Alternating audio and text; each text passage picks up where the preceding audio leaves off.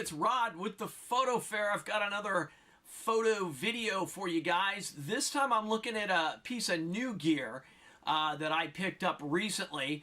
These are the kinds of things that you can sometimes find brand new from authorized dealers at shows such as the Photo Fair or camera shows nearby where you live. But I happened to get this one at Adorama in New York, and they had a good price on it. It was $479, and which is well below the $599 MSRP. So I was pretty happy about that. I was a little skeptical about the lens, a little worried, but I'm here to tell you, I'm not worried anymore. Okay, this thing turned out to be pretty good. So what is it? It's the Mitakon 35mm f/0.95. Yeah, you heard that right, 0.95. I always wanted the Canon 50 0.95 that they made for the rangefinder cameras back in the 1960s. Should have bought one back in the 80s when you could get one for $500.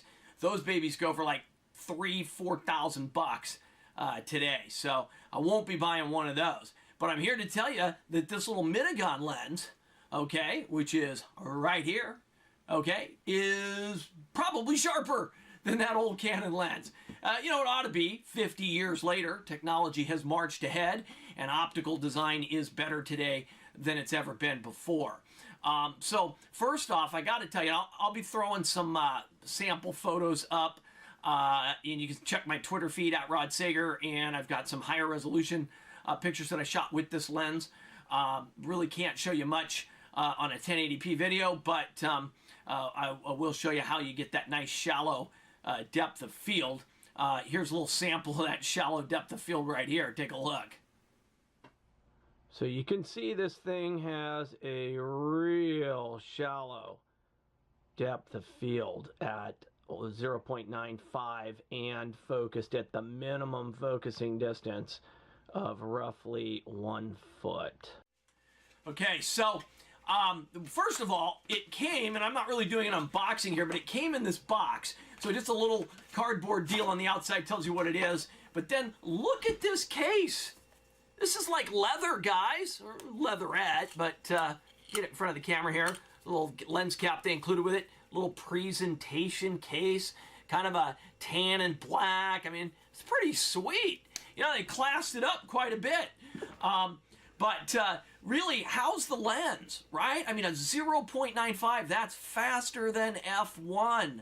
To put it into perspective, 0.95 is roughly 1/4 of a stop faster than f1. So if you have an f1.2 lens, this is roughly half a stop quicker than that.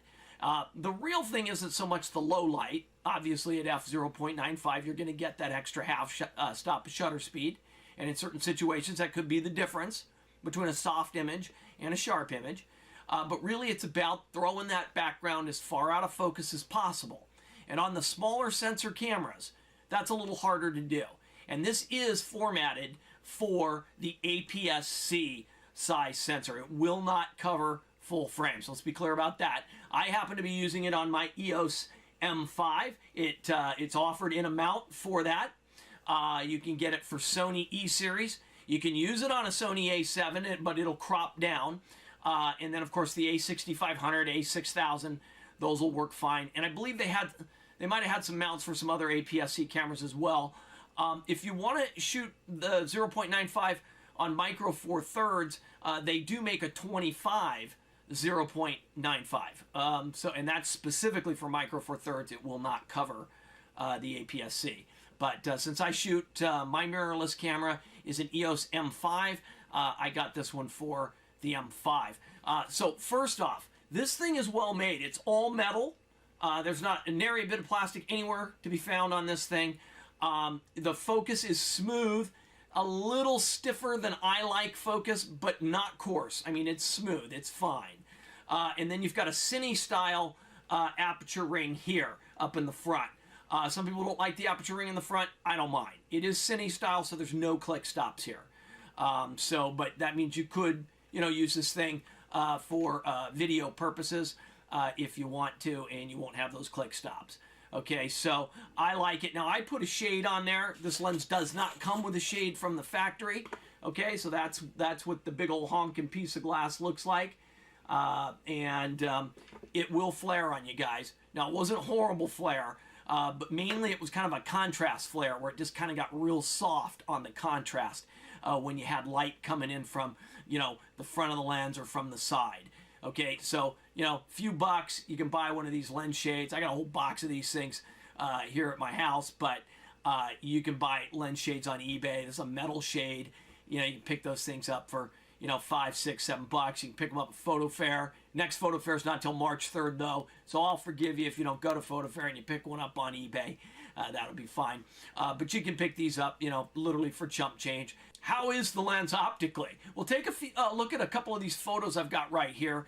Like I said, you can check my Twitter feed at Rod Sager as well. Take a peek at these.